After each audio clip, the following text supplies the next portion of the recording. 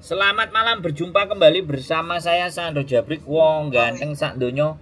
Mohon untuk tidak menyebutkan nama dan identitas dalam percakapan ini karena percakapan ini saya naikkan dalam konten YouTube. Gimana, Mbak?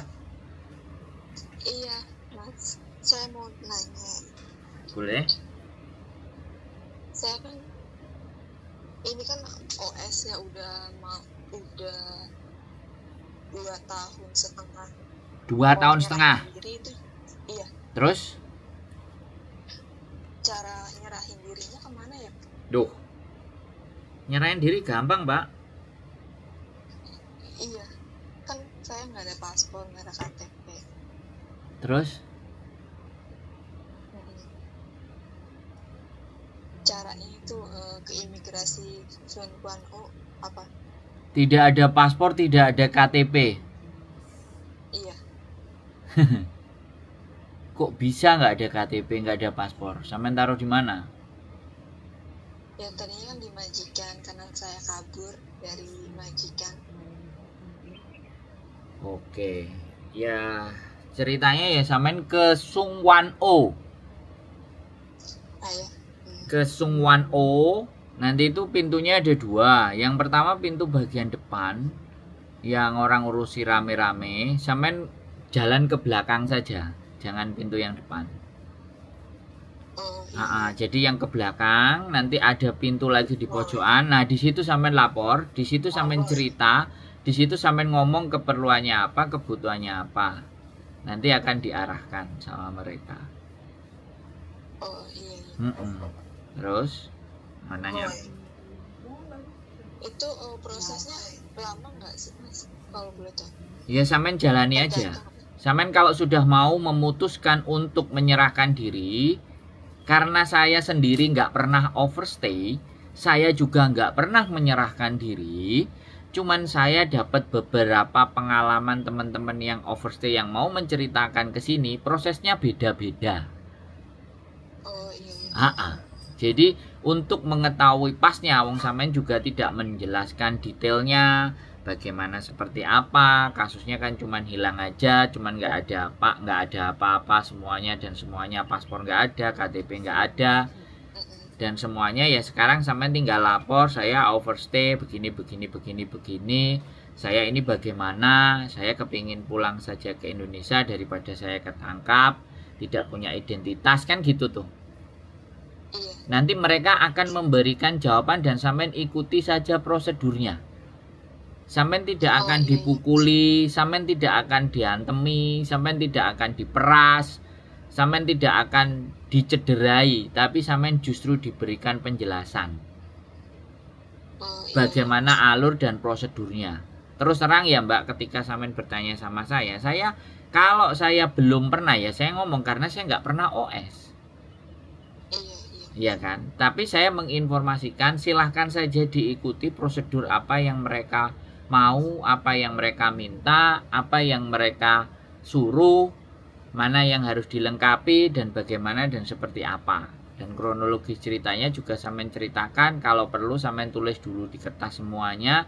Jadi ketika ditanya kronologis tinggal disodorin. Kronologisnya pakai bahasa Inggris gitu. Yakin sampean sudah mau nyerahin? Duitnya udah cukup? Ya cukup, nggak cukup kan kalau nyari kerjaan OS itu kan susah, mendingan pulang aja. Iya, ya insya Allah lah, maunya sih pindah negara aja yang cari aman. Ya sudah lah, kenapa sampean di Hongkong aja kabur apalagi? Iya, kabur karena majikan terlalu mapan, ada masalah dengan majikan. Oke. Ya udah Mas, ya makasih ya Mas, selamat sore.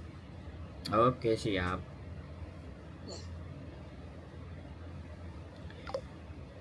Oke teman-teman semuanya, overstay mau menyerahkan diri, panik ya kan, jadi momen dase ya sudah, namanya juga overstay 2,5 tahun, seperti apa dan bagaimana.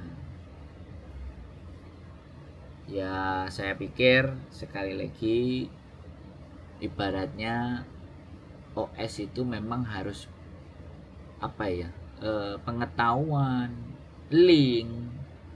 Jadi OS itu nggak bisa ya teman-teman. Kalau OS itu terus dudul itu nggak bisa.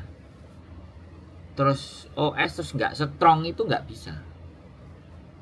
Ya kan? Sudah memutuskan OS itu sesuatu keputusan di mana segala daya upaya. Makanya kadang-kadang ada yang berpandangan kepada orang OS itu ketika dia sudah keluar, untuk dia bertahan hidup dia harus menghalalkan segala cara. Sorry to say ya, sekali lagi aku ngomong menghalalkan segala cara. Entah apa aja yang bisa dijual dari dirinya. Sorry to say. Saya tidak ingin mendiskreditkan. Ada juga yang akhirnya ya jual makanan, ya paketan, jadi tukang nyuci di parkiran, ya mobil-mobilnya orang kaya, ya kan. Ada yang juga cuci piring, saiwun. Mereka nganggap bahwa cari kerjaannya susah, ya karena linknya nggak ada, ya kan. Di samping linknya nggak ada, dia sudah OS tapi nggak lincah. OS nggak lincah, nggak melihat potensi, nggak melihat peluang, nggak bangun jaringan, ya kelar hidupnya. Jadi kalau kalian masih belum mumpuni di dalam hal itu, ya kan, otomatis jangan berpikiran OS. Ya, kadang-kadang OS itu hanya terbawa. Jadi teman-teman itu terbawa kepada situasi di mana tempat nongkrongnya dia dan berkumpulnya teman-temannya dia itu pada punya kerjaan. Awal-awalnya yang ngomporin itu ditanyain, ada kerjaan, aku ada kerjaan, dikasih. Misalnya gajinya 12. Ya ngomong sama majikannya, anak ini gajian 12 padahal gajinya 14. Yang 2000 masuk ke temennya tadi. Bisa terjadi seperti itu teman-teman. Nah ketika anaknya yang barusan OS ketahuan bahwa duitku diambil temennya 2000, dia memutuskan untuk menjauhi pertemanan itu. Lah menjauhi pertemanan itu nggak ada link lagi. Sehingga bosnya menyuruh pergi, di luar nggak ada kerjaan lagi. Makanya Hongkong ini sebenarnya ya bukan pekerja, bukan orang cari kerjaan, kerjaan cari orang sebenarnya. Tapi masalahnya kita ya mumpuni nggak, tahu nggak lokasi-lokasi dan tempat-tempat itu kerja. Kalau sampean bertanya sama saya, banyak yang OS, Mas saya OS butuh kerjaan, minta tolong dibantu. Kok sesederhana itu kalau ngomong? Dikarenakan kita suka bantu-bantu orang, akhirnya ditanyain kerjaan. Saya bisa nunjukin beberapa kerjaan, tapi kemungkinan mereka nerima sampeannya mau atau tidak. Sebenarnya kalau kalian, ini tak kasih tahu ya, ini sebenarnya hal yang buruk, hal yang tidak bagus, saya nggak ngerti. Kalau kalian OS gampang ya, banyak restoran, mau di Wancai, mau di Mongkok, Yamate, Jordan, semua restoran itu kan banyak ya. Terus restoran itu selalu ada pintu belakangnya. Ini tak kasih tahu ya, ini aku kalau dibilang agar menumbuh suburkan OS itu terserah lah, tapi saya ngasih tahu kehidupan kalian yang OS. Sampean tungguin aja tuh satu-satu restoran, kemudian sifunya datang, kamu ngomong sama mereka. Nah kalau ngomong aja nggak bisa ya sudah alamat. Kalau ngomong bisa, sifu aku hidup di luar, aku OS overstay, aku mau cari kerjaan di restoranmu, nerima nggak? Tanya aja 10-20 restoran itu, pasti ada yang longgar, pasti langsung bisa dapat kerjaan. Tapi kalian tidak berpikir ke situ. Nah, nanti gini, sudah wong kalian OS mau ngomong gimana lagi, sudah OS kok. Ya, terus satu lagi yang teman-teman kadang-kadang OS itu butuhnya pekerjaan ya, terus nyari pertemanan tapi temennya semuanya toksik. Nah, wis dilema. Kalau nggak ada temen, nggak ada dapat kerjaan.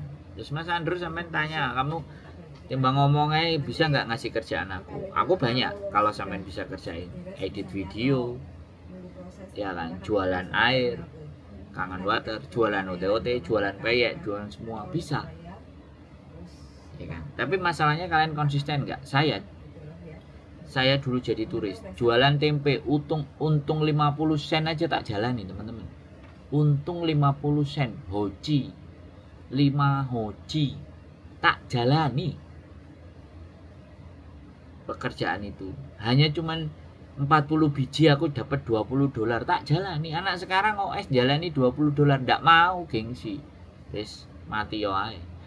Oke, semangat semuanya ya, tetap semangat, keep stay tune YouTube channel and see you next video. Bye bye.